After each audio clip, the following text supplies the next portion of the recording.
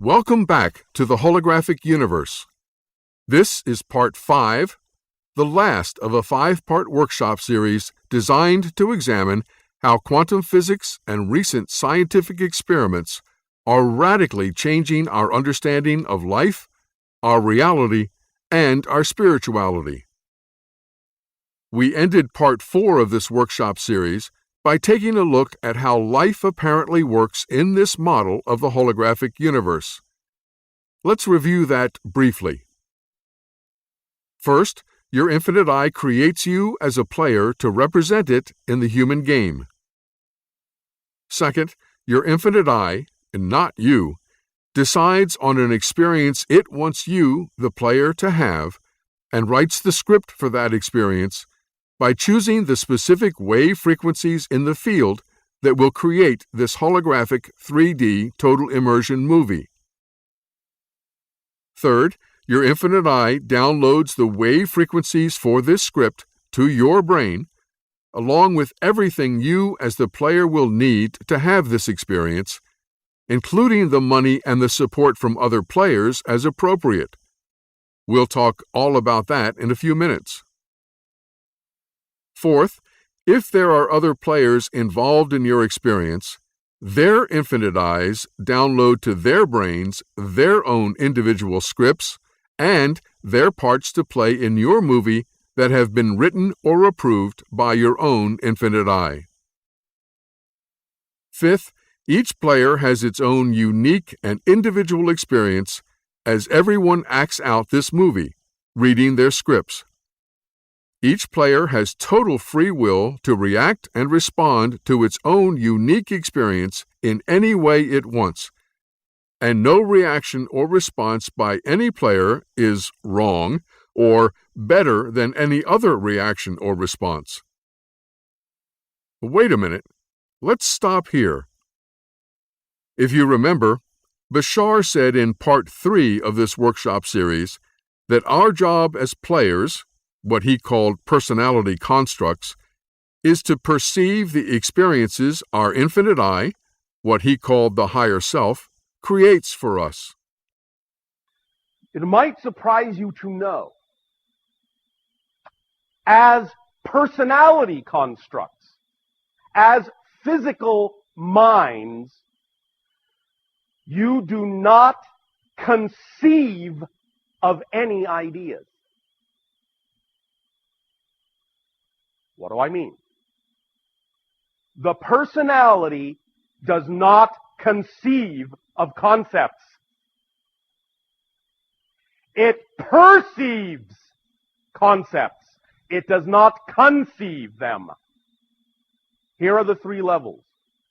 The higher self conceives.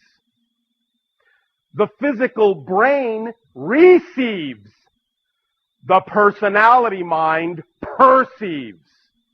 That's all it does. One more time, because this is crucial to understand. You don't conceive of any ideas as a physical mind. That's not what the physical mind is designed to do. It cannot create ideas. It can only perceive the result of an idea from the higher self. So it certainly seems that a lot of our reactions and responses to our experiences depend on how we perceive them, how accurate our perceptions are, and what might influence or interfere with those perceptions. Let's take a few minutes and look at our perceptions, and let's start by having some fun and watching some videos by Dr. Daniel Simons. I'd like you to take a look around you. Take in all the sights, the sounds, if you're unlucky, the smells. You feel like you're seeing the world in all its completeness and detail. You feel like you're experiencing the world as it is. But that experience, as it turns out, is an illusion. What you actually experience is what your mind and your brain give you. It's an alternate reality. Take a look at this image. This is by Julian Beaver, who's a British artist. Now, this is an illusion. This is a nice painting of a swimming pool. It looks like it has depth. It looks like there's a woman sitting in the pool. It looks like Julian Beaver up on the upper right is dipping his foot into the pool. And as he's doing this, you feel like you're seeing the world as it is. But of course it's not. It's chalk art on a sidewalk. It just gives the impression of depth.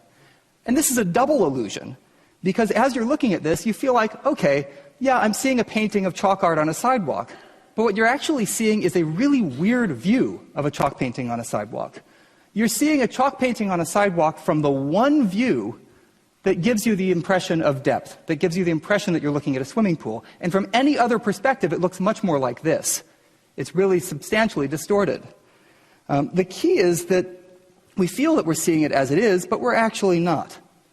Let me give you another example. This is from my colleague Bart Anderson.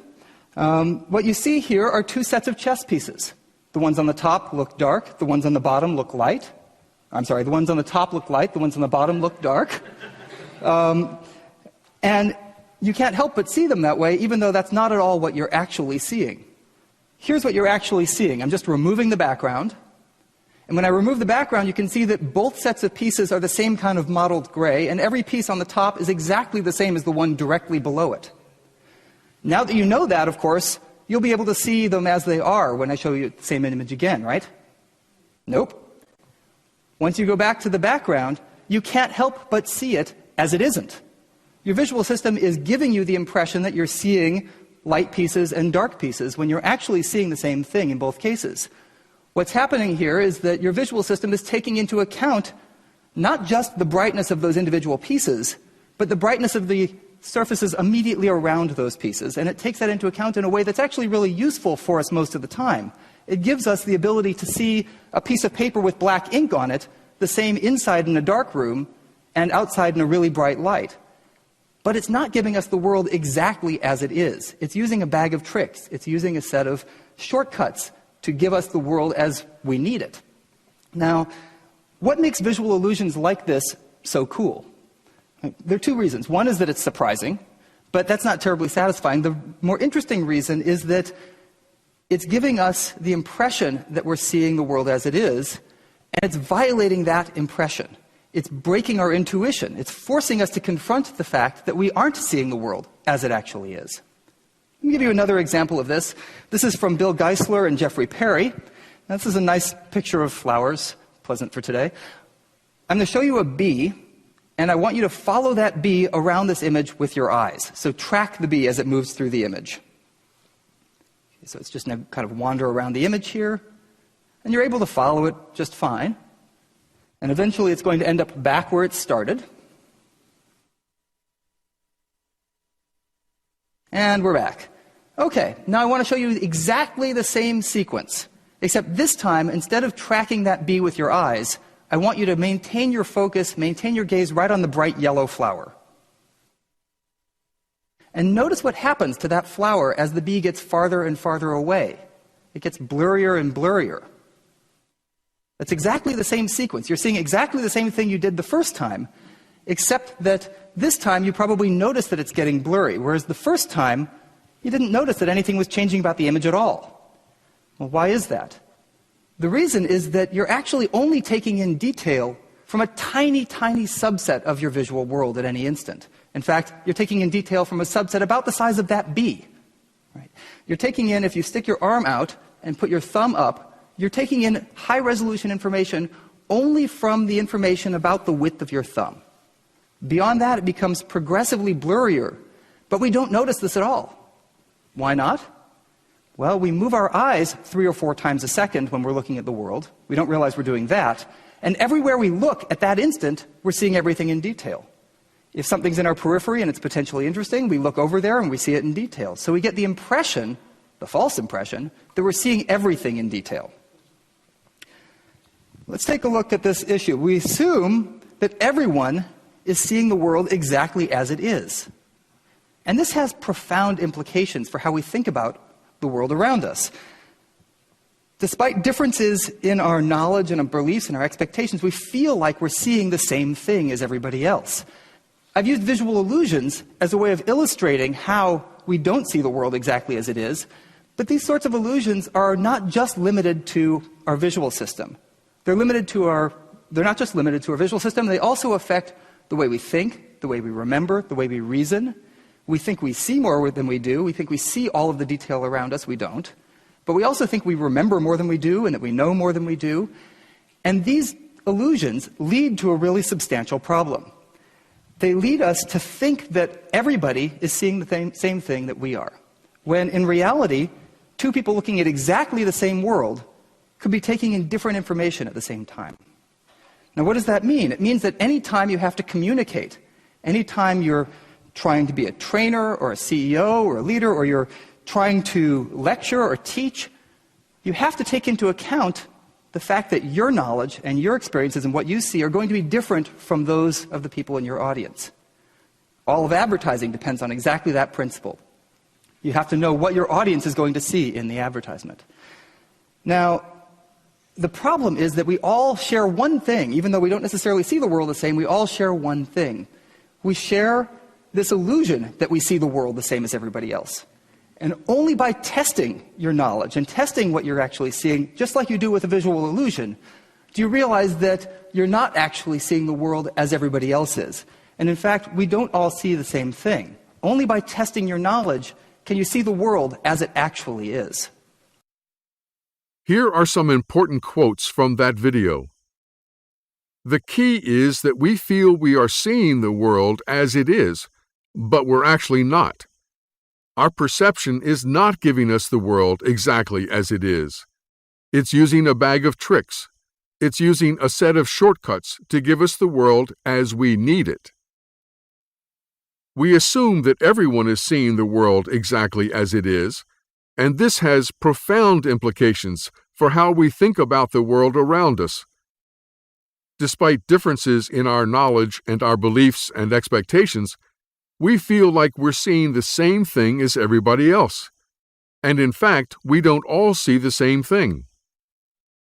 Now, the problem is, even though we don't necessarily see the world the same, we all share one thing.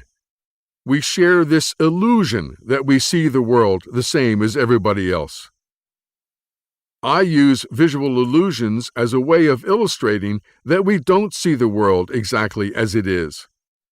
Only by testing your knowledge and testing what you're actually seeing do you realize that you're not actually seeing the world as everybody else is. So let's take Dr. Simon's suggestion and test our perceptions to see how accurate they really are. Some of you may have seen these before. If so, just play along. Grab a piece of paper and something to write with, and number down the left-hand side from 1 to 13. Now, simply answer the questions starting with number 1. Number 1, true or false? The red lines are all straight and parallel.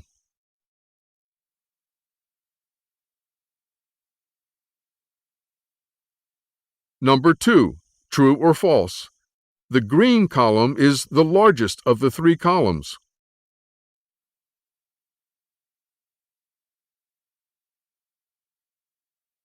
Number 3. What color is the line making the circumference of the circle?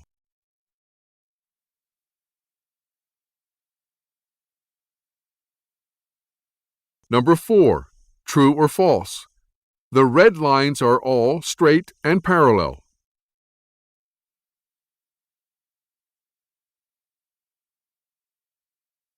Number 5.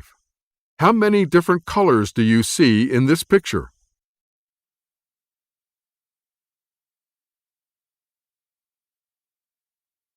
Number 6. Which dot in the middle is bigger, A or B?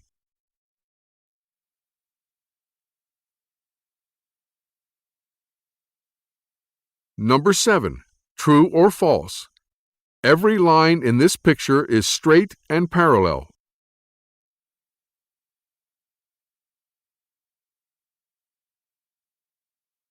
Number 8. True or false? Line A to B is longer than line B to C.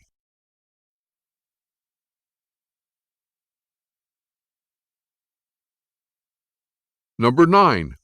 Which box has the darkest gray dot in the middle? 1, 2, 3, 4, or 5?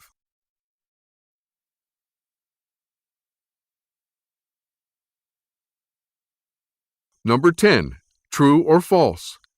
The long straight lines are all parallel.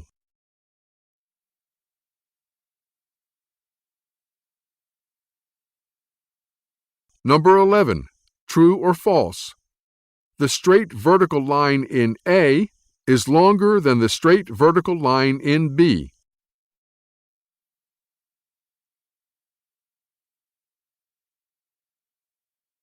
Number 12. Do you see a young woman or an old hag?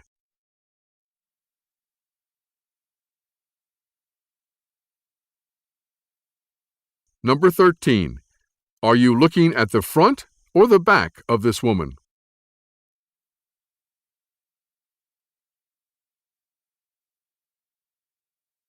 Let's see how well you did, how good your perceptions are. Number 1 is true. The red lines are all straight and parallel. Number 2 is false. All 3 columns are the same size. The answer to number 3 is that there is no line making the circumference of the circle. It just appears that way. Number 4 is true. The red lines in the pictures are all straight and parallel. In number 5, there are 3 different colors: white, red, and green. The red is the same red throughout the picture, and the green is the same green throughout the picture. In number 6, both the dots in the middle of A and B are the same size. Number 7 is true. Every line in the picture is straight and parallel. Number 8 is false. The line from A to B is exactly the same length as the line from B to C. In number 9, all the gray dots in the middle are exactly the same shade of gray. Number 10 is true. The long straight lines are all parallel. Number 11 is false. Both straight vertical lines in A and B are exactly the same length. Number 12 is interesting because both a young woman and an old hag are there. Can you see both? Looking at the left side of the old hag's face, you can see her left eye, her nose, and her chin. Looking at the left side of the young girl's face from behind, you can see the tip of her nose, her left ear, and her chin. Number 13 is equally as interesting. You can see this woman from the front or the back. The best way is to look at her breast. If you see this woman from behind, that's her right breast, and her left knee is in front. If you see her from the front, that's her left breast, and her right knee is in front. If you have seen these illusions before and know the correct answers, or if you could figure them out, you still have to force your mind to overrule your brain, because, honestly, when you look at these illusions, our senses perceive them to be very different than what they actually are. This whole question of perception is a fascinating topic, and apparently very key to our job as a player.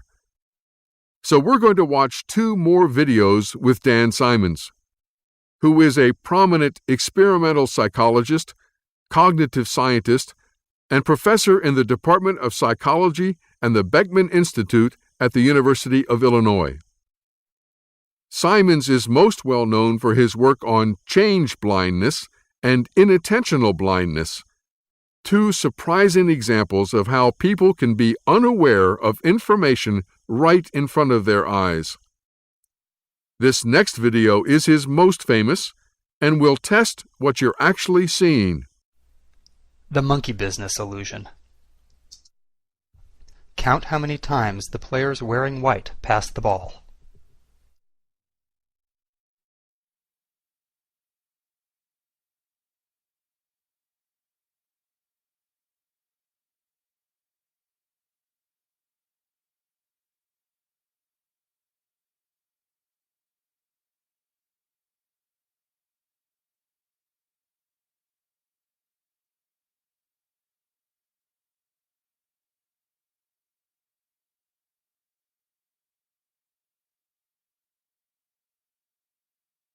The correct answer is 16 passes. Did you spot the gorilla? For people who haven't seen or heard about a video like this before, about half miss the gorilla. If you knew about the gorilla, you probably saw it, but did you notice the curtain changing color or the player on the black team leaving the game? Let's rewind and watch it again.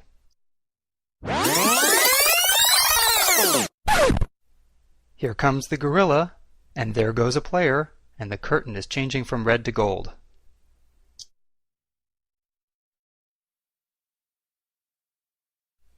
When you're looking for a gorilla, you often miss other unexpected events.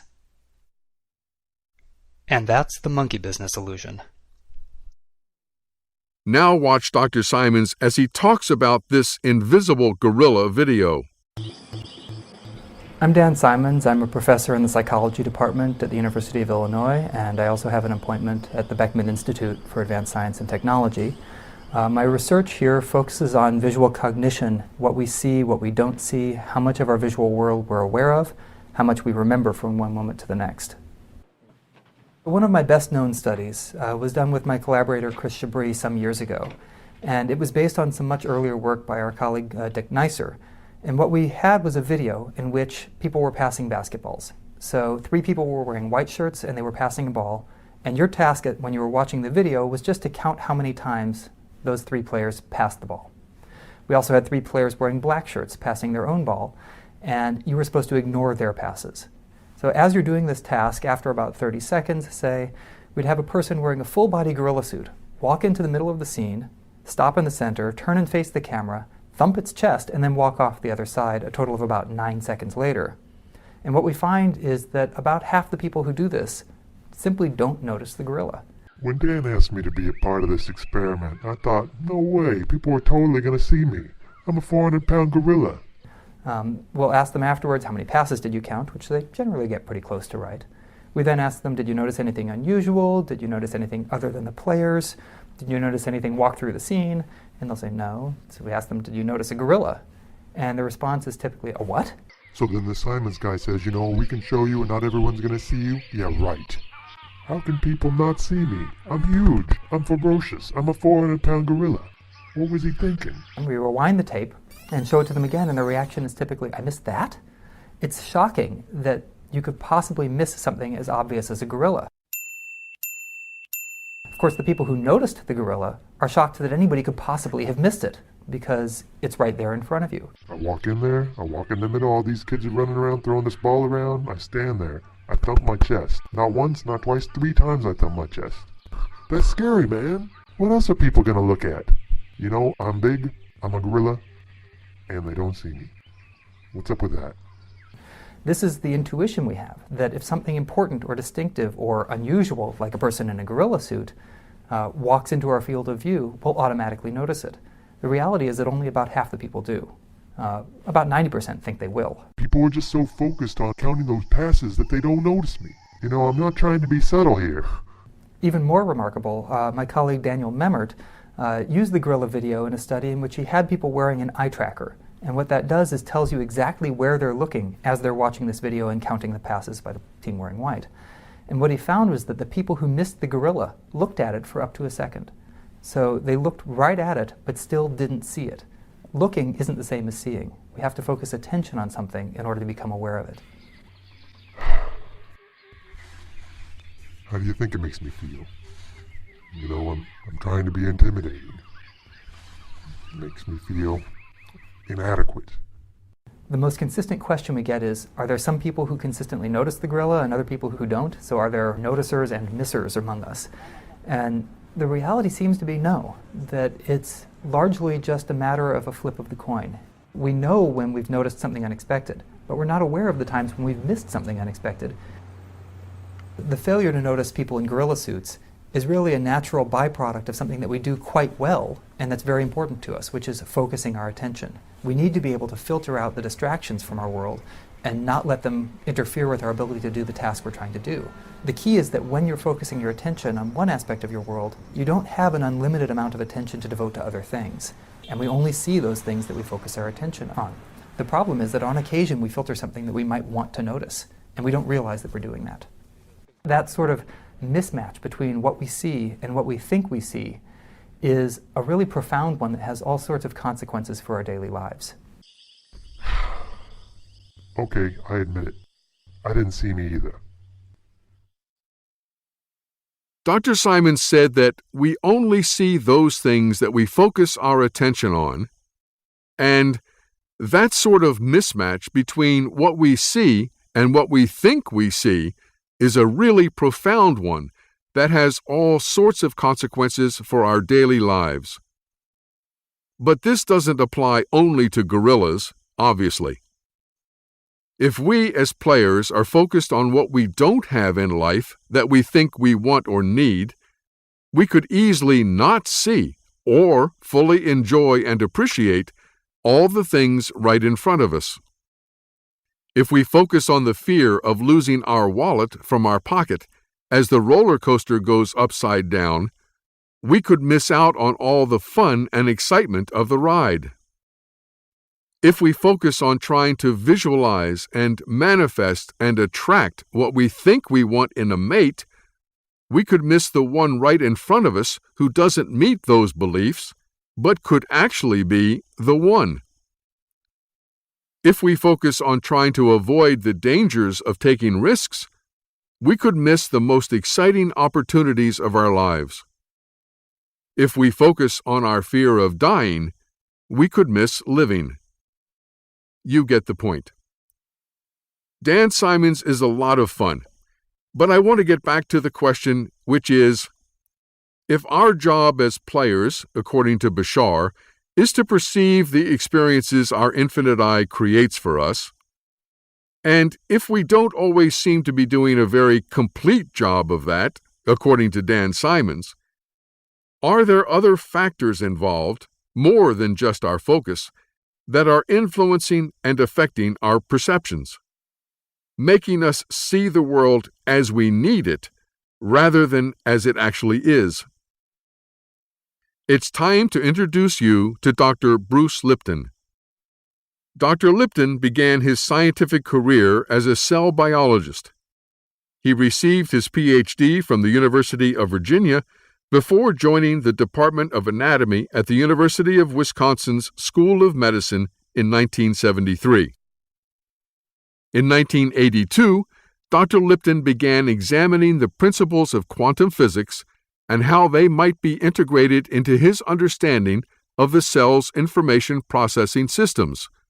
And he discovered that the brain of a cell is not in the nucleus, which is what I was taught in school, but in the membrane, the outer surface or skin of the cell. His website says his research at Stanford University's School of Medicine between 1987 and 1992 revealed that the environment operating through the membrane controlled the behavior and physiology of the cell. His discoveries, which ran counter to the established scientific view that life is controlled by the genes, gave rise to one of today's most important fields of study, the science of epigenetics. Many subsequent papers by other researchers have since validated his concepts and ideas. Epigenetics is to biology what quantum physics is to physics. It has turned our age-old understanding of biology upside down. Or, as I've put it many times already, the opposite of what we have always believed is true. From epigenetics, we now know our perception of the environment controls our DNA, not the other way around. We're going to watch 3 video clips from Dr. Lipton. In this first video, he's also going to give you a short perception test. So watch carefully.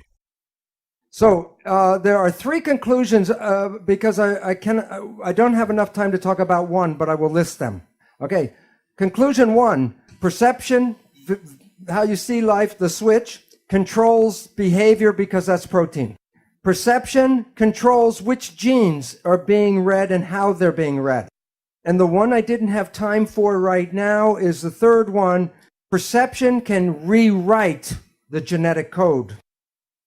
So perception controls life. No 2 people see the world in the same way. They have different perceptions. But let's do a perception test. Okay. This is the question. The first one is a simple question because it's important because perception controls your biology. So the perception test is a simple one. Is the surface area of A greater than, equal to, or less than the surface area of B? Which is greater? B. Yeah. This is they're equal size squares. Not equal, but they're uniform. So I want to make a more difficult test. I will show you 2 surface areas that are not regular. You must, with your mind, see which is bigger. So it depends if you're in the front row or the back row, or you have glasses, or if you're well or not well, what you see. So it's a question. I'll use a map. Which has more surface area, Europe or South America? Calculate in your head the surface.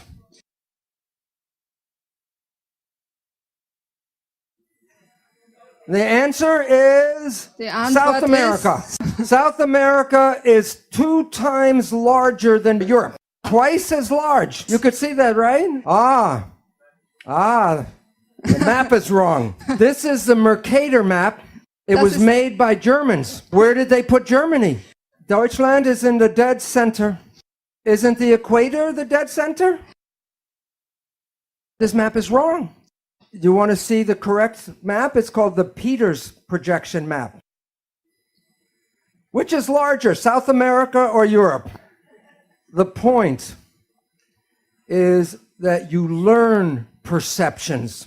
And sometimes your perceptions can be right, and sometimes your perceptions can be wrong. Since perception controls biology, and since they can be right or wrong, then it's more accurate to say that belief controls biology. What you believe creates your life on the inside and on the outside.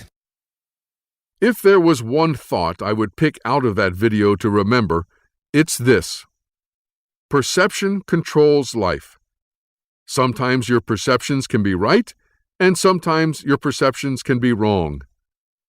And since perceptions can be wrong, it is more accurate to say that beliefs control biology. What you believe creates your life, on the inside and on the outside. Dr. Lipton is going to use an example called the placebo effect. Placebo is normally used as a medical term, meaning a patient is given something neutral, like a sugar pill, and yet it makes them feel better. There is no chemical reason in the placebo for it to have any effect at all on the body, but it does somehow. That somehow is because the patient believes it will, and nothing else. It is the patient's belief that changes their biology and their behavior. But this placebo effect does not have to be limited to medicine or pills. In fact, it is in operation a lot of the time as we, the players, believe something, anything, is good for us that is actually neutral, and yet it makes us feel good or better. This, of course, is true for all homeopathic remedies as well. Homeopathy is still based on a belief that taking something from out there, natural though it might be, will have an effect in here. The other side of the coin, and not nearly as well known, is the nocebo effect. This is when a patient or a player believes something, anything, that is actually neutral is harmful to them, and it makes them feel bad or worse, when in fact there's nothing in the nocebo that can hurt them at all. Take a look. Now, we have heard of something called the placebo effect, right? The placebo effect is when you have a very positive thought that something can heal you, even if you don't know it, but it's a sugar pill, but you believe it's the real medicine, then you can heal yourself with that. So the pill didn't heal you, it was the thought that healed you. Statistics reveal that 1/3 of all medical healings, including surgery, are the result of the placebo effect. Now, the issue is that the placebo effect is when you have positive thinking. There was a question this morning, what about negative thinking? And this is what medicine does not tell you, is that there is negative thinking, and it's called the nocebo effect. And in the same power that positive thinking can heal you, negative thinking can kill you. They're both the same effect. One is more positive, one is more negative, but the effects are exactly the same on your health. One will heal you, and the other can make you sick. If a doctor tells you you have a disease, or the doctor tells you you're going to die, and you believe the doctor because he's the professional, the belief will give you a disease and can cause you to die. So belief becomes an important part of medicine. Now, many of you have heard about the drug Prozac. Every year, billions of dollars are spent on buying Prozac. And here's a surprise, that the Prozac is no better than a sugar pill, so that it is a placebo drug. And yet the people who take it believe in the drug so much, it makes them better. So if you believe that something is good for you, it will be good. And if you believe that it's harmful for you, it will be bad. In the United States, in the South, there's a religious group called the Baptist Fundamentalists. And this one group works themselves up into a state of ecstasy, religious ecstasy. And they believe God protects them. And so they will work with snakes, poisonous snakes like rattlesnakes, and they will even get bitten by the snake and nothing happens to them. Now look at this though. Some of them will drink strychnine in toxic doses, and when they're in that state of belief, it does not affect them. So if you can drink toxic poison, then why do we worry so much about the toxins or the food and the air and all that? Because we have a belief that the toxins can kill us. And even on the cigarettes, on the package, it tells you this will kill you. But even though I know this, I will not drink strychnine. And why? Because my belief is not as strong as their belief. Belief is important about everything, including our health and our aging and the world that we live in. This is a picture of some beautiful women that dance in what is called the Palm Springs Follies. And I ask, what do you think is unusual about these women? They have arms, but they're in red gloves against the red, so it's hard to see. What is unusual? Their ages. To 75 years old. Aging is not in their belief because they have a passion to dance. And the passion keeps them young and alive and healthy. But most of us see other people grow old and expect that we must grow old like they do. In both cases, the placebo and the nocebo, it is the player's belief and not the actual experience that controls their perceptions and determines their behavior. Dr. Lipton said, "If you believe that something will be good for you, it will be good. and if you believe that something is harmful, it will be bad. He also said, if you can drink toxic poison, then why do we worry so much about the toxins in the food and the air and all that? Because we have a belief that the toxins can kill us. Belief is important about everything, including our health, aging, and the world we live in. In the next video, Michael Talbot, author of The Holographic Universe, also discusses the placebo effect, and at the end, the nocebo effect as well, tying it directly to Carl Pribram and quantum physics. Pribram, as I said, says that we're thinking with holograms inside our head, and that out there exists something that's more akin to the radio waves in the room from which your TV gets the image. So in essence, we're kind of conscious TV sets. And what we think is reality when we look out here is really just the image on the TV set inside our mind, but doesn't exist out there. And Pribram says this is why there's all kinds of evidence that we seem to respond more to the models of reality in our head than out there.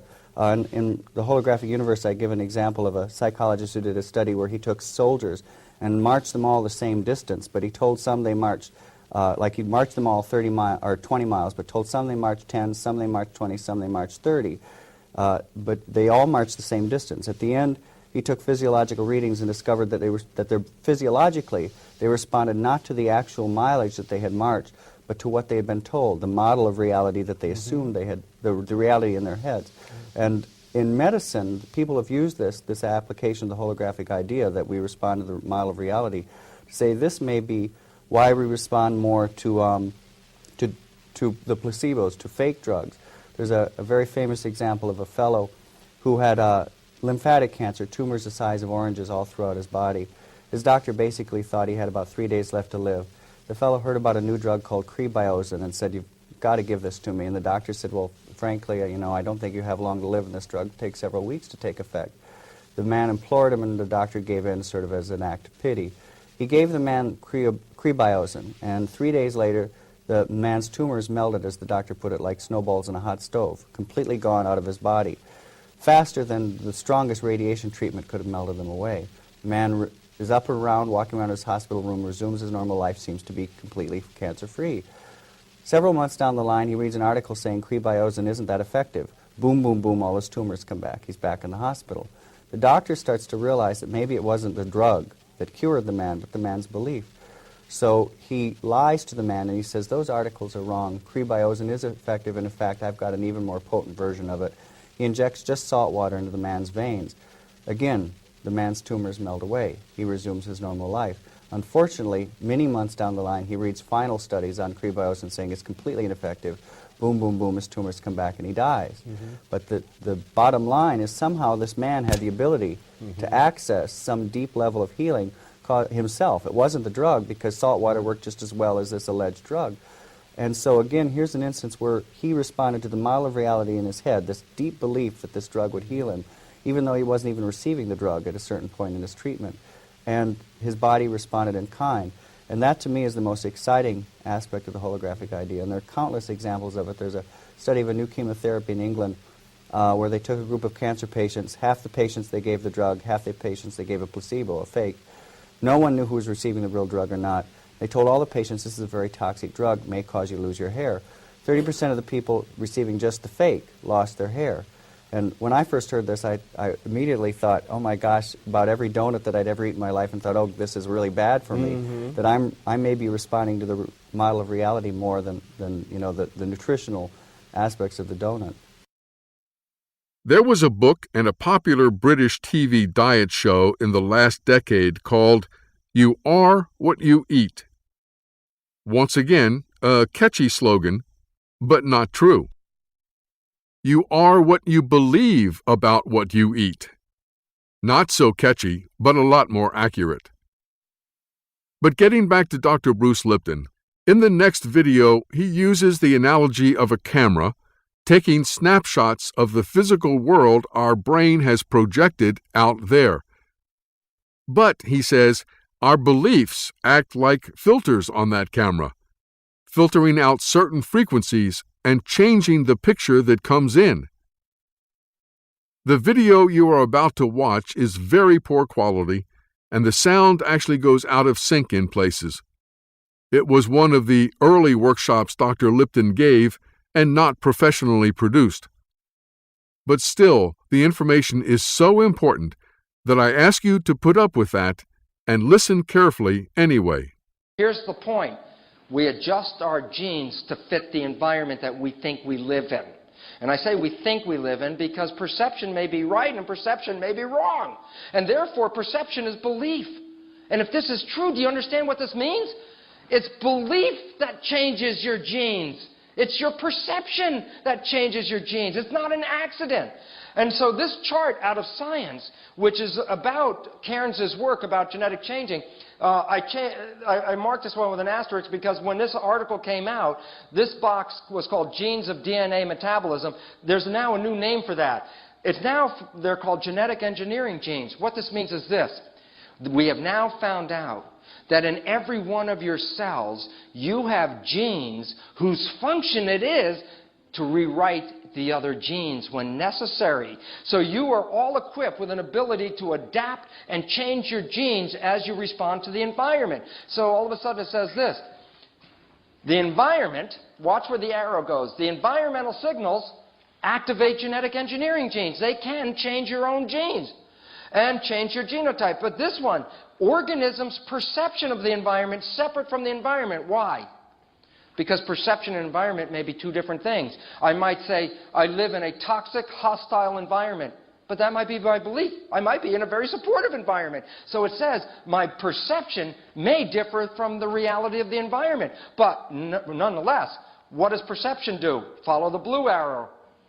Activates genetic engineering genes. Your own beliefs are selecting your genes. And if you don't have the right genes to handle the stress that you're in, your belief will rewrite your genes in an effort to do so. So all of a sudden it says there's a lot of control over your life, but it's mediated by the perception of the environment. That's what's controlling the whole thing. So our third conclusion is not only does the perception activate behavior, not only does the perception activate the genes, but when necessary, perception rewrites genes. So what's the conclusion? Are you genetically controlled? Are you at the behest of your heredity? Are you a victim? Absolutely not. Why?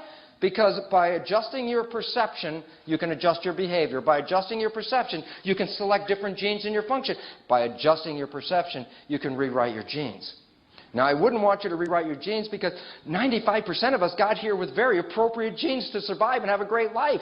Here's the problem. Almost always, when you rewrite your genes, you do a negative process because your genes were already working. And so lots of illnesses and things like cancer, 95% of cancer has no hereditary linkage. 95% of cancer is actively produced by an individual's perception rewriting their normal genes and making cancer genes. All of a sudden, unfortunately, remember when I told you when you were a victim of your heredity, you could be irresponsible because the genes just came that way.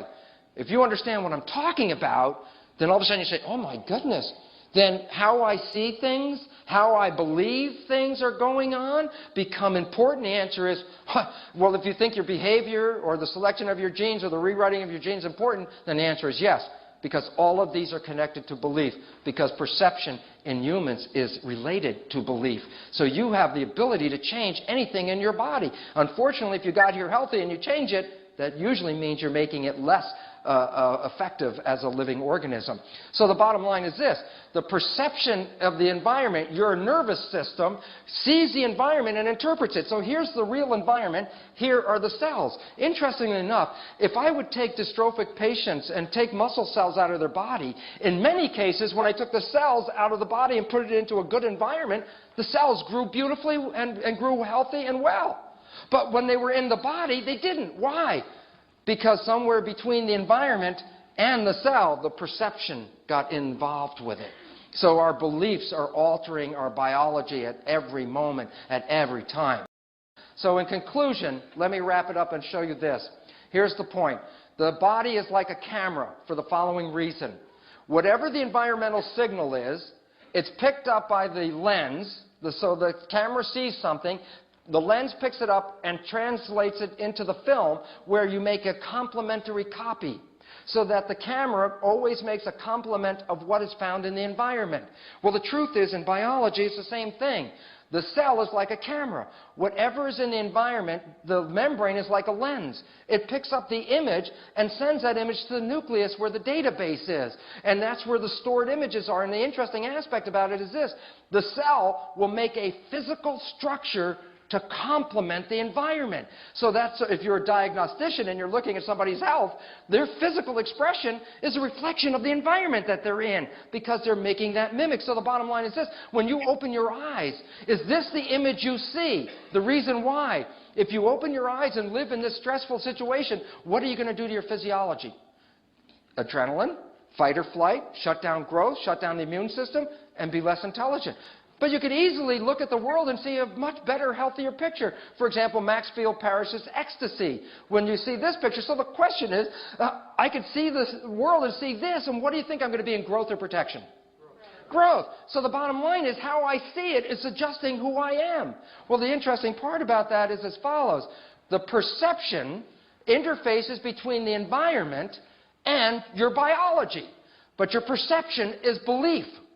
And therefore, beliefs act as a filter between the real environment and your biology. So your belief filters interfere if they're not accurate. If your beliefs are off, you're going to select genes that are inappropriate for the environment. So again, what keeps you in balance? Keeping your perception clear. So the bottom line is this: we actually end up with a filter between the environment and the camera, which is learned. We learned these filters. Before we were born, we were already learning. On the weekend course, I talk about conscious parenting. Many of your beliefs were already installed in you before you were born through the interaction of your mother and her perception of the environment, because she was helping. Mothers and fathers are actually are genetic engineers. They are selecting genes in their offspring as they develop, so the offspring fits the environment that the parents live in. Interesting point. Well, the question is this: we have filters. So, you've got envelopes that you came with. There's a red and green filter. Let's call these belief filters. And what I would like you to do is put one or the other filters in front of your eyes. Pick a red one or a green one, whatever one they got, and hold it up in front of your eyes and look at the screen. I'm going to ask you a question, and don't open them up. If they're double, keep them folded, okay? Here you go. Now, I'm going to ask you a question. When you look at the picture, tell me if this is a picture of love or fear. When you see it, does it look like love or fear with your glasses on? Put the glasses on. Are you living in love or are you living in fear? Okay, now take the glasses off and find the other glasses. Okay, you got a different set of glasses now? Okay, put those up. You ready? Are you living in love or are you living in fear? Okay, are you living in love or are you living in fear? Well, here's the simple point. This is the beautiful point. Life has everything in it. Life has everything, but you will only see what you have perception filters to see. And you were taught perception filters. You were taught by your parents. You were taught in school. You were taught how to see life. And here's the beautiful part. We can remove these filters that have interfered with our lives. Of course, as a cell biologist, Dr. Lipton focuses on the body, and in particular, the genes. We adjust our genes to adjust to the environment we think we live in. And I say we think we live in because perception may be right and perception may be wrong. I might say, I live in a toxic, hostile environment. But that may be my belief. I may actually be in a very supportive environment. My perception may differ from the reality of the environment. Your own beliefs are selecting your genes. He says it again and again. It's belief that changes your genes. It's perception that changes your genes. Not only does perception activate behavior, not only does perception activate the genes, but when necessary, perception rewrites genes. Since Dr. Lipton equates perception and belief, that sentence could read, not only do your beliefs activate behavior, Not only do your beliefs activate the genes, but when necessary, your beliefs rewrite your genes. Our beliefs are altering our body at every moment, at every time. Your belief filters interfere if they're not accurate. But we can remove these belief filters that have interfered with our lives. This is such an extremely important point. Dr. Lipton did not say we can change these belief filters that interfere with our lives. This is not about changing belief systems. This is not about trading one belief system for another one. This is not about replacing negative beliefs with positive beliefs, or about the power of positive thinking, which is a belief in itself. This is about removing, letting go of our beliefs altogether. What was not very clear, because of the poor quality video and the way the experiment was run this time, was the picture at the end and the different colored glasses the audience was supposed to put on. I've seen Dr. Lipton do this a couple times, and here's how it actually goes. Dr. Lipton puts a picture on the screen. If the entire audience puts on the glasses with the red lenses, or the fear filter, they would filter out everything in the picture that was red, leaving the picture full of fearful things. If the audience puts on the glasses with the green lenses, or the love filter, they would filter out everything in the picture that was green, leaving the picture full of loving things. Then Dr. Lipton said, "Life has everything in it, but you will only see what you have belief filters to see."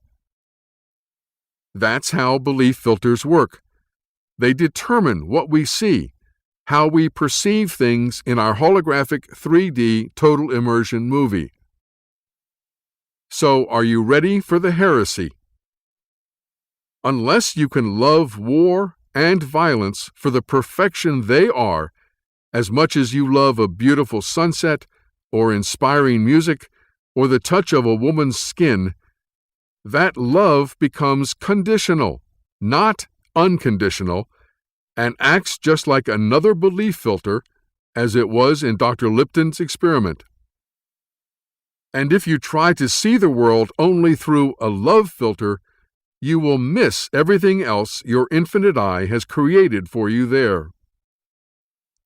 For the secret to true joy and lasting peace of mind is being able to see the complete picture and everything that's in it, and embrace and enjoy it all equally, without judgment or resistance.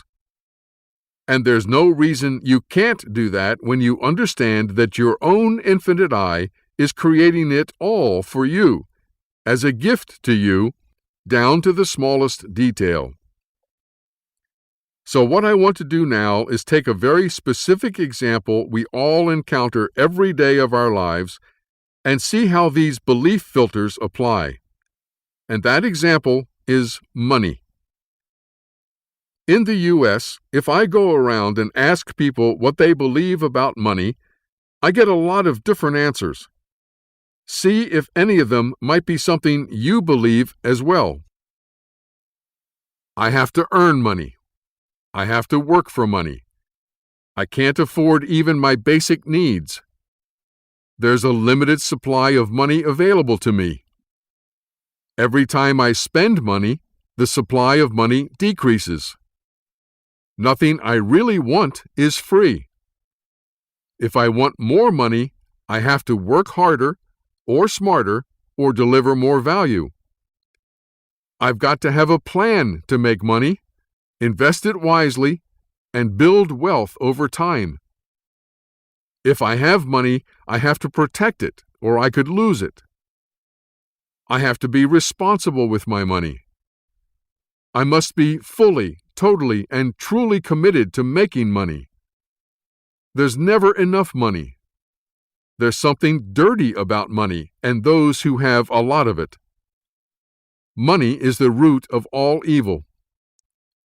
The rich get richer and the poor get poorer. More money is better. Money doesn't grow on trees. Some have the gift of making money and others don't. Money doesn't come easy. You can't have money and be spiritual. Money comes from out there, and you have to go out there to get it and bring it in here to you. The world's financial system, the way it is set up and run by a few international bankers, is rigged against me, and a normal person stands no chance to make money. And the one that pushes my button so much, I've tried to use the secret and the law of attraction and visualization and meditation and other self-help techniques to manifest money, but they didn't work. So I must be doing something wrong. There must be something wrong with me. Maybe you have even more beliefs you can add to this list. All the statements on that list are beliefs people have about money, stories they make up to explain why they think they don't have enough money or can't make more money, or in many ways feel like they are a victim of the money game. If any of these are true for you, and if Dr. Lipton is correct, these beliefs are acting as a filter on your perceptions and directly influencing your relationship with money. But are any of these beliefs about money actually true? Well, yes, they can all be true. In the first part of the human game, because they all lead to more and more limitations and restrictions. But as we now know, the second part of the human game is exactly the opposite of the first part, and none of these beliefs is true in the second part. Not one. My favorite is, money doesn't grow on trees, which is what my parents told me all the time. But it's not true either. Money does grow on trees.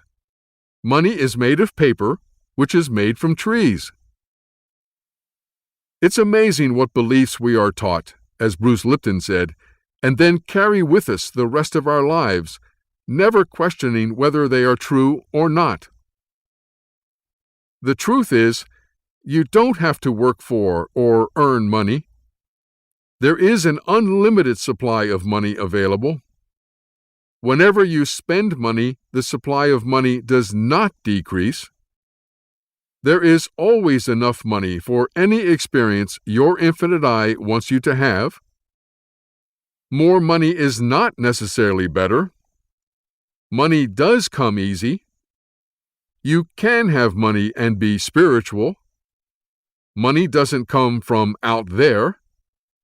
You cannot be a victim of the financial system or the international bankers. It is not your fault when the secret and the law of attraction and other self-help techniques you try to use to manifest money don't work. Do you believe all of that? Or any of it? Let's talk about why it's true. First of all, where is money created, and who creates it? Money is part of the hologram, like everything else in our holographic universe, and is created from the field by choosing specific wave frequencies and downloading them to a human brain. And the one who is choosing those frequencies from the field is your infinite I. It is your infinite I that creates the money you have and no one else. Not you, not the central banks, not the international banking cartel. Interestingly enough, though, the central banks and the international banking cartel use exactly the same method to create money as your infinite I does, out of thin air. But that's beside the point. If an infinite I chooses certain specific experiences from the field it wants its player to have, wouldn't it also give its player everything it needs to have those experiences as well? Does it make sense that any infinite I would want its player to have a certain experience and then not give it everything it needs to have that experience, including all the money required for the experience? Where else is the player going to get the money and other things it needs for an experience if its infinite eye doesn't create them, since the player has no power to create anything itself on this side of the field? If we go back to our kids' video games, like Minecraft that we saw before, the person working the controls has to make sure its player has everything it needs for the experience it is about to have, like weapons, tools, money, energy and power credits, and so on. In this example we're going to see, the experience is to collect sand from the ocean. So the controller is going to make sure the player has everything it needs to do that. Hi guys, and welcome back to Let's Play Minecraft. This is Regarth here, and we are on episode 5. I decided this morning what I'd do today is, in my given amount of time, which is not very long, I'm going to go out and collect some sand. And it just turned night, so I don't even know if that's going to work out. I do hear a zombie. Alright, I'm going to try it anyway. I'm going to go out in the water and do it. So, I need a few things to be able to do this. Firstly, I'm going to need a boat. And a lot of shovels. So, there's some stone. Let's put my coal back. Let's put everything I don't really need back. I'm going to eat one of these so I can get some health.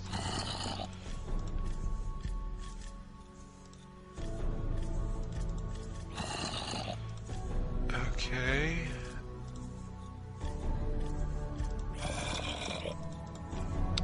Okay, so let's craft some more. How many sticks?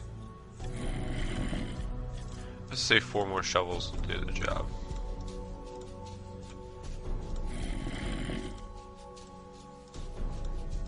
Shovels do break pretty fast, so I will need a few of them. And let's go ahead and just eat this now.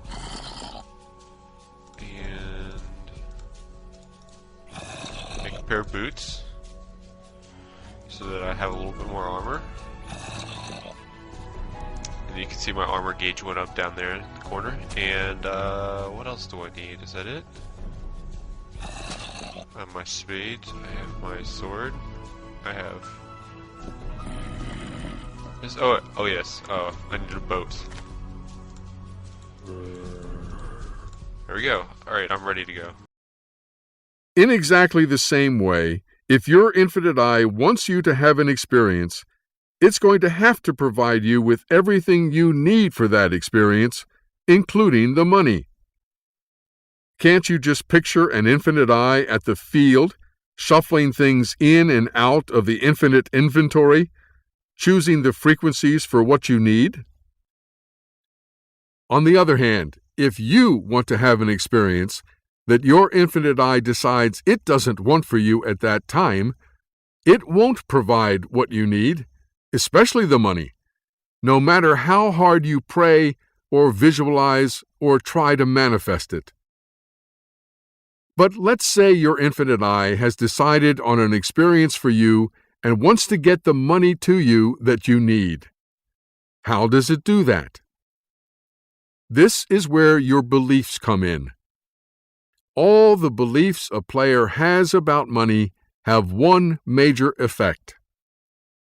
They limit its infinite eye when it tries to get that money to the player. In other words, the player is causing its own limitations and restrictions by walking around with all these beliefs in its head.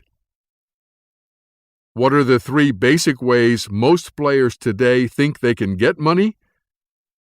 Earning or working for it, investing it, or winning the lottery. There are a couple other minor ways, like borrowing it, inheriting it, stealing it, begging for it, and so on.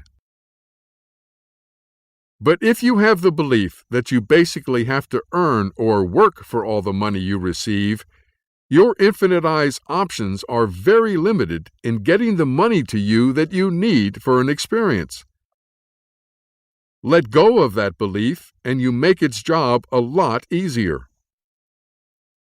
Let me give you an example from my own life. I had an invitation to travel from Portugal to deliver these holographic universe workshops to a group in Berlin. My hosts were going to pay for my transportation, but they wanted me to buy the ticket and they would reimburse me when I arrived. I wasn't sure this trip was what my infinite eye wanted me to do, although it excited me very much to think about it. So I went online and found that an airplane ticket would cost €250. Then I looked at my bank account and I had $96.31 to my name. Obviously, I couldn't buy the ticket then, and I still didn't know whether I would go. I went to sleep, and when I woke up the next morning, an extra $250 I had not expected had been deposited in my bank account. And here's the picture of my bank statement to prove it, although it's hard to read.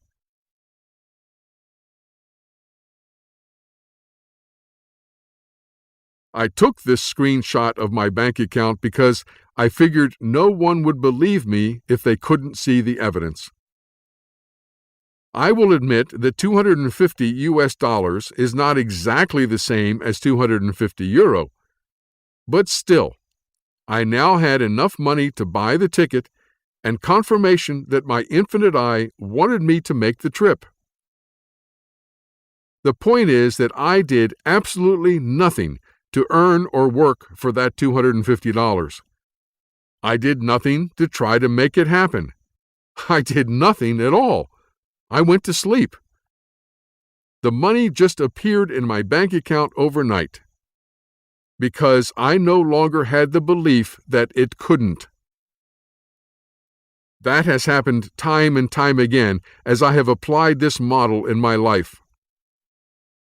My infinite eye has always provided the money for whatever experience it wants me to have, but not necessarily for whatever experience I want to have. And that money has most often come from very unexpected sources that I could not have imagined or created myself. So I now have complete trust through personal experience that my infinite eye can create money for me out of thin air.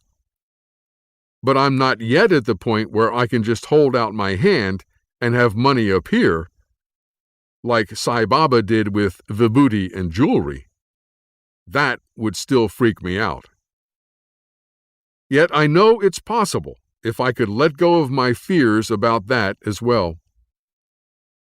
I could give you lots of examples from my own life like this, but let's just do a couple more short ones from other people.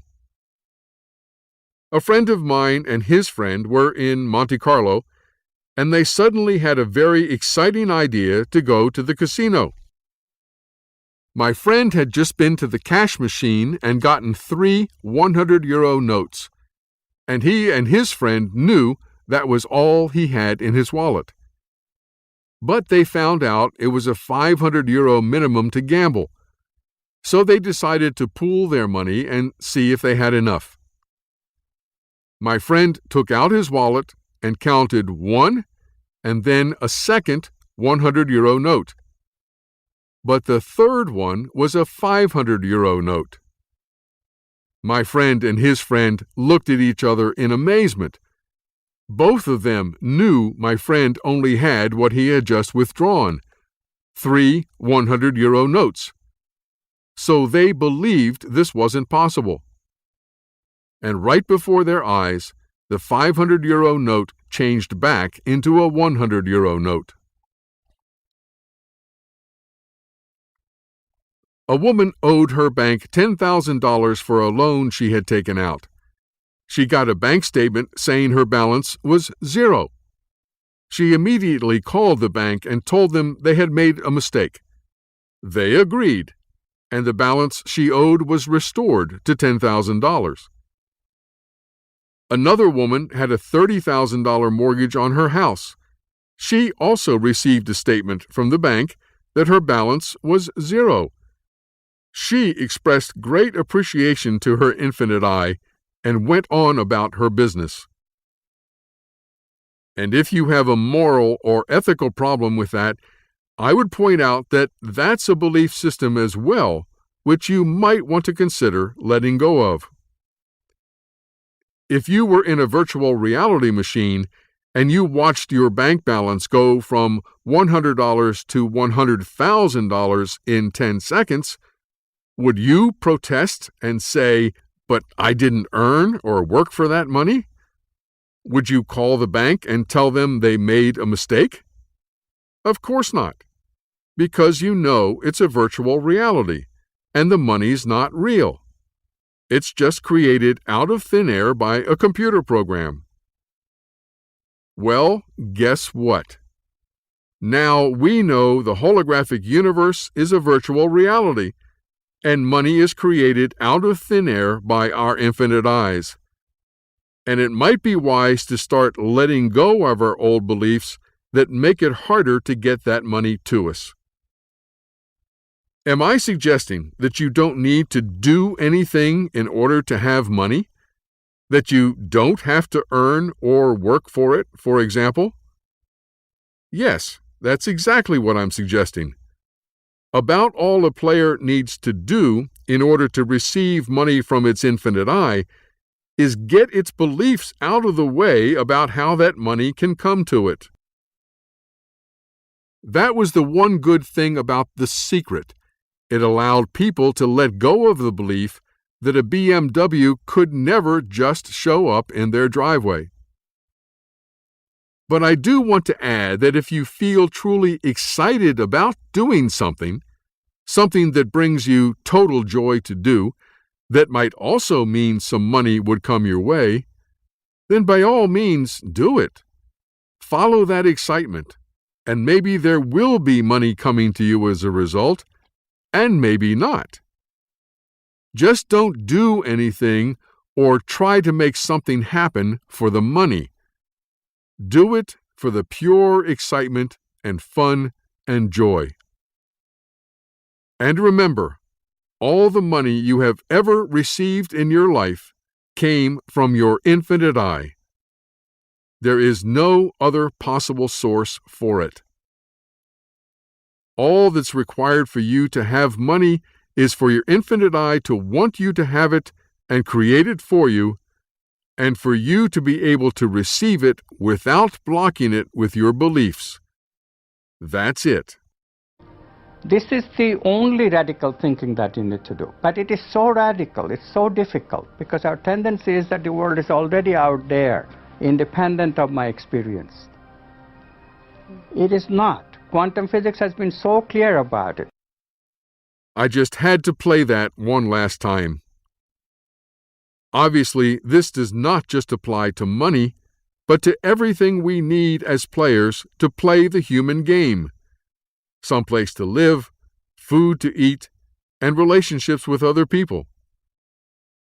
If you start living this model, you will get first-hand experience with this and know, as I do, with certainty and trust, that your infinite I will always provide everything you need to have whatever experience it wants for you, including the money. There's a quote from the Christian Bible that I like. So do not worry, saying, "What shall we eat?" or "What shall we drink?" or "What shall we wear?" Your heavenly Father knows that you need them. But seek first His kingdom and His righteousness, and all these things will be given to you as well. At this point, the question is often asked, how can we get our infinite eyes to create more money for us, especially since we want to do good things with it? Could we just ask for it or pray for it? Can't we just manifest it using The Secret, for example? Of course you can pray for it, if you like, if that brings you joy. There's always an open connection between you and your infinite I, and you can always send a request to it in any way or form you want. I would caution you about two things, however. First, only pray or request once. Don't keep repeating the same prayer or sending the same request. Your infinite I got it the first time, and all subsequent prayers or requests simply mean that you think your infinite I is slacking on the job because you haven't gotten what you want yet, and you want it now. Or, as I like to say, instant gratification is not fast enough. But maybe your infinite I doesn't want to honor your prayer or request, because to do so would interfere with other plans it has for you that you're not aware of. So the other thing is not to be attached to the outcome of any prayer or request. You are free to desire and ask for anything you can think of. Desirelessness is not some kind of virtue. But you can't be attached to actually having any of those desires fulfilled. It's the attachment to the outcome that we need to let go of. Perhaps that's what the Buddha was trying to say. Now, the biggest problem with The Secret and all other New Age self-help concepts, such as the law of attraction, is that when it doesn't work, which is most of the time, the player thinks they must have done something wrong, that they are deficient, defective, or somehow at fault for not manifesting something, and that all they need to do is improve themselves, spiritually evolve, and then it will work. This is not correct. It's not your fault that it doesn't work. It's because the basic premises underlying The Secret and the law of attraction are incorrect, so they can't possibly work all the time, not even most of the time for most people. Every player is doing everything at every moment exactly right, exactly what its infinite I wants it to be doing.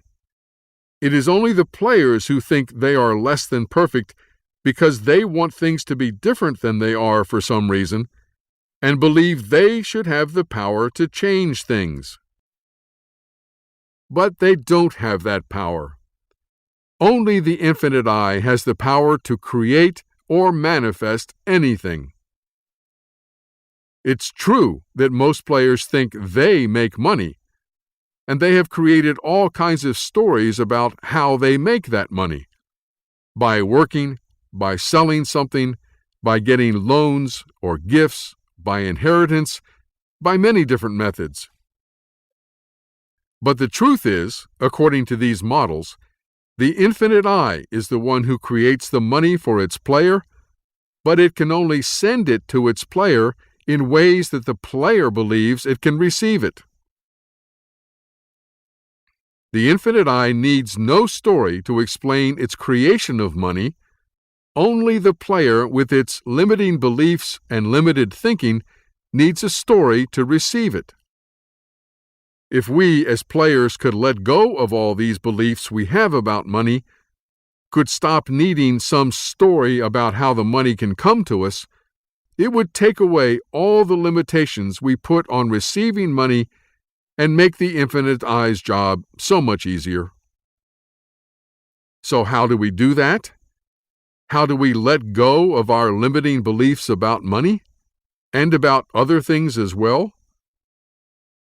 There's no easy answer to that question, but there are some techniques out there that might help some of you. Robert Scheinfeld has his process as part of his Tools for Transformation. Jed McKenna has his spiritual autolysis that he describes in his books. Byron Katie has her work. Psych K has its workshops. But the one thing you have to keep in mind and be very aware of whenever you try one of these techniques is that we do not want to trade one set of beliefs for another. We want to let go of our beliefs altogether.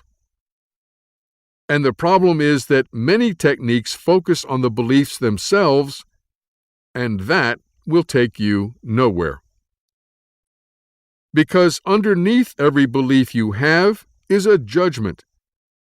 And if you don't also address and let go of the judgment, you'll just create another belief on top of it to replace the one you currently have. As I said in Part 4, talking about the rules of the human game, fear and resistance are the foundations of the first part of the human game, and judgments and their resulting beliefs are the glue that keeps the illusions together.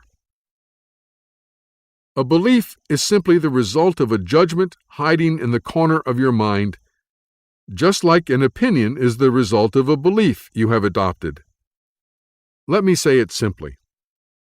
At the basis of all opinions are beliefs. At the basis of all beliefs are judgments. At the basis of all judgments are fears.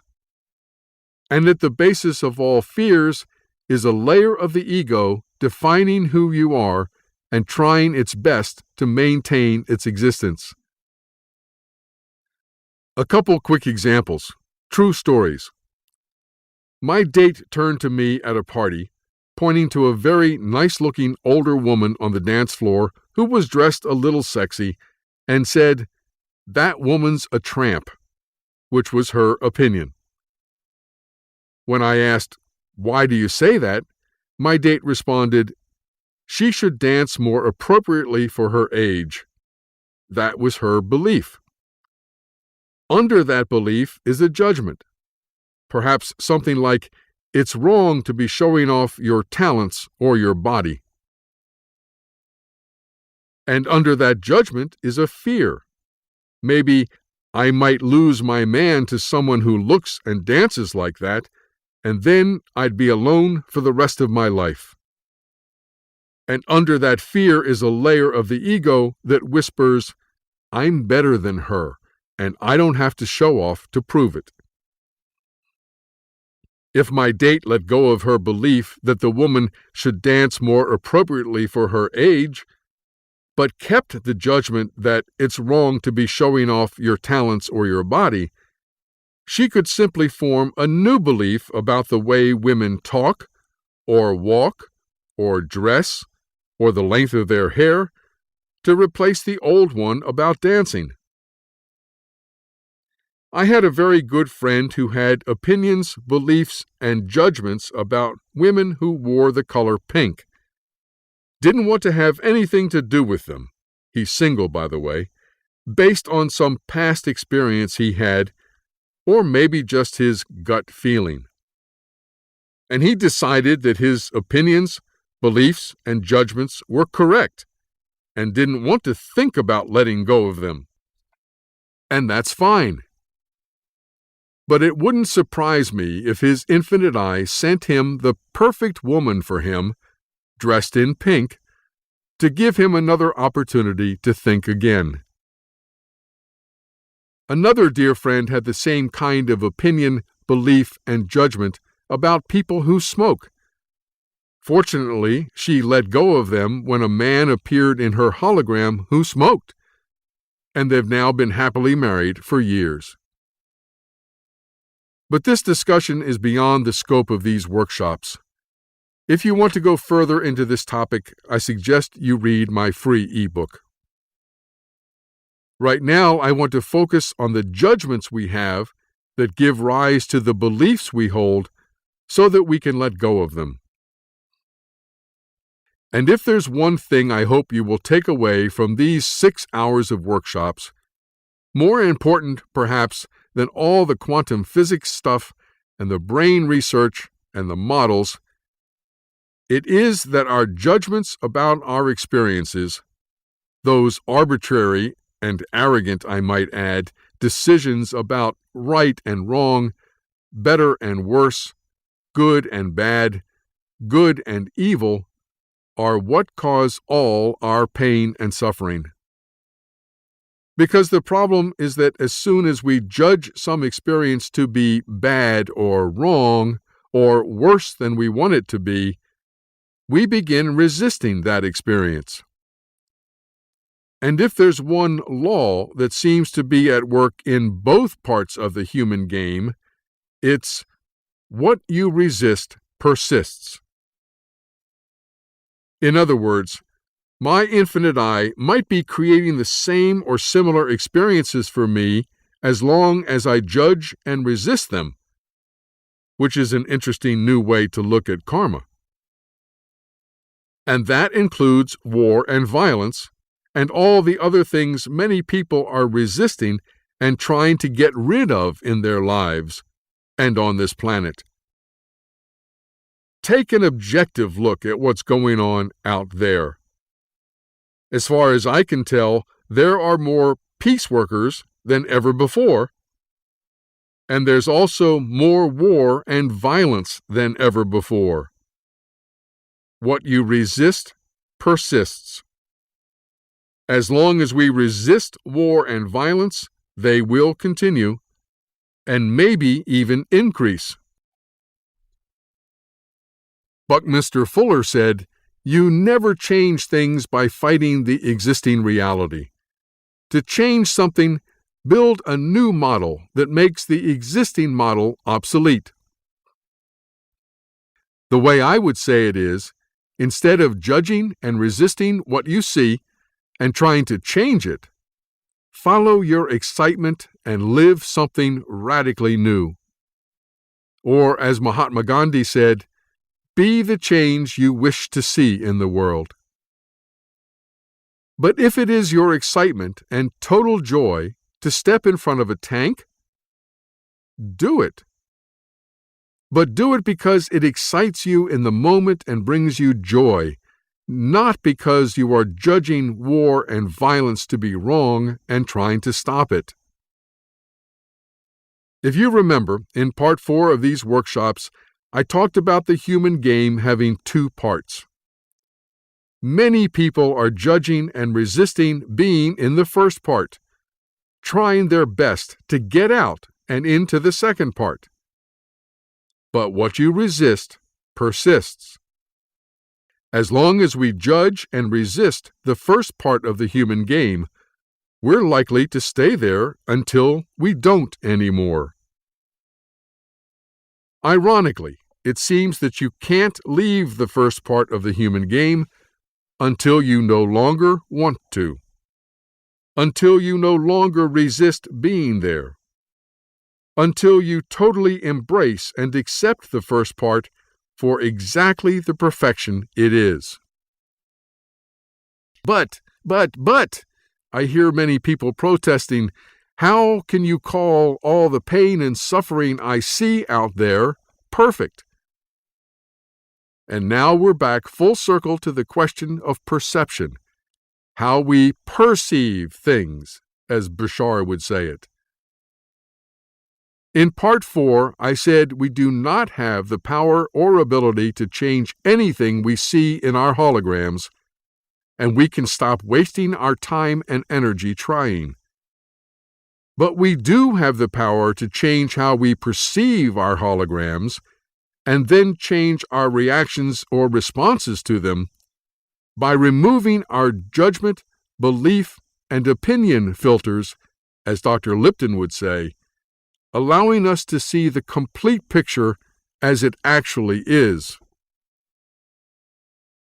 Before we end these workshops, I want to quote again from the King James Version of the Holy Bible. From the book of Genesis, the first book of the Bible. And out of the ground made the Lord God to grow every tree that is pleasant to the sight and good for food, the tree of life also in the midst of the garden, and the tree of knowledge of good and evil. Please note that in the middle of the Garden of Eden there was not just one tree, which we all know about, but 2 trees, the tree of life and the tree of knowledge of good and evil. And then God created man and woman, and they were both naked, the man and his wife, and were not ashamed. Please note that there was no judgment from the man or woman about their nakedness. Unfortunately, this lack of shame and guilt didn't last very long. According to the Bible, a snake convinced the woman, who then convinced the man, to eat some fruit from the tree of knowledge of good and evil. And the eyes of them both were opened, and they knew that they were naked, and they sewed fig leaves together and made themselves aprons. Eating from the tree of knowledge of good and evil marked the beginning of judgment for the human race. For that's what the tree of knowledge of good and evil is, the tree of judgment. Not only did the man and woman judge that being naked was now something to be ashamed of and to hide, but they also judged that they had done something wrong. From this point forward, according to the Bible, life on earth would be full of the dichotomies of good and evil, right and wrong, better and worse. And it remains that way to this day. So much for the tree of knowledge of good and evil. What about the tree of life? What was its effect on man when he ate from it? Unfortunately, according to the Bible, God drove Adam and Eve out of the Garden of Eden before they could eat from the tree of life, leaving the human race to live its entire existence thus far in judgment. That's how the Bible begins. But how does it end?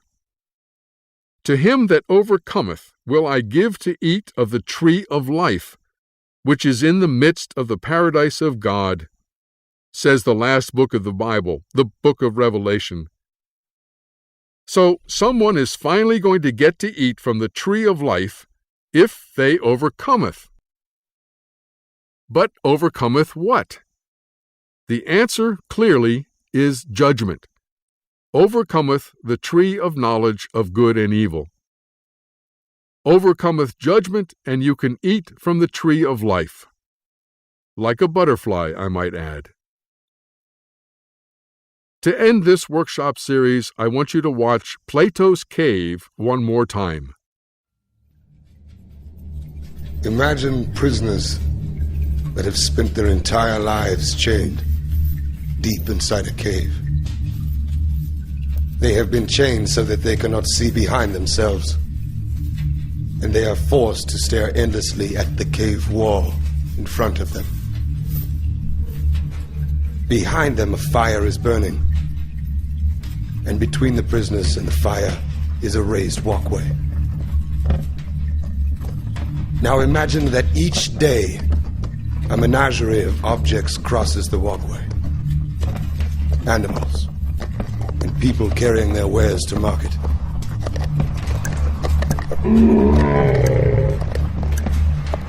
Their shapes create an intricate shadow play on the wall in front of the prisoners.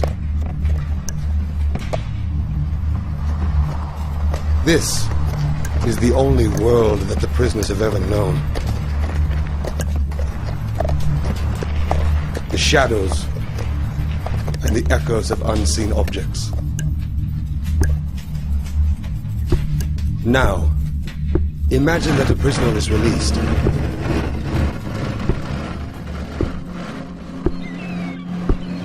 After some time adjusting to the blinding light, the freed prisoner will begin to experience the world outside of the cave for the very first time. And it is like nothing he could have ever imagined.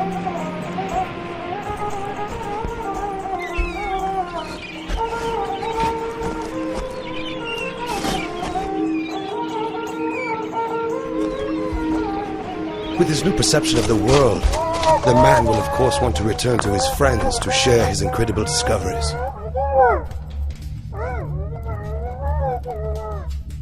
But the prisoners cannot recognize their old friend. He appears as all things do. His voice is a distorted echo, and his body is a grotesque shadow. They cannot understand his fantastic stories of the world outside of the cave. To them, it will never exist. I hope by now it's clear that it is our judgments and beliefs that are keeping us chained inside the cave. Nothing else. I've tried to give you all the scientific evidence through quantum physics and the recent brain research why you no longer need to judge your experiences, or anyone or anything in them, since they were all created specifically for you by your own infinite eye as gifts, down to the smallest detail. In short, there is no reason to say no anymore to what appears in your holographic 3D total immersion movie, no matter what it is. If we will let go of our beliefs and the judgments underneath them, and stop resisting the experiences our infinite eye creates for us, and just say yes to them, all of them, our lives will never be the same. If true joy and excitement and peace of mind are what you are hoping to find in life, you might want to give these models a try. Good luck. And thank you for watching this workshop series. Remember, you can download my free ebook, Butterflies Are Free to Fly, a new and radical approach to spiritual evolution, by visiting www.butterfliesfree.com. I want to express my deep appreciation to Lenny Ibizarre for the use of his studio, Can Chill Studios, on Ibiza, Spain, for recording the narration to these videos.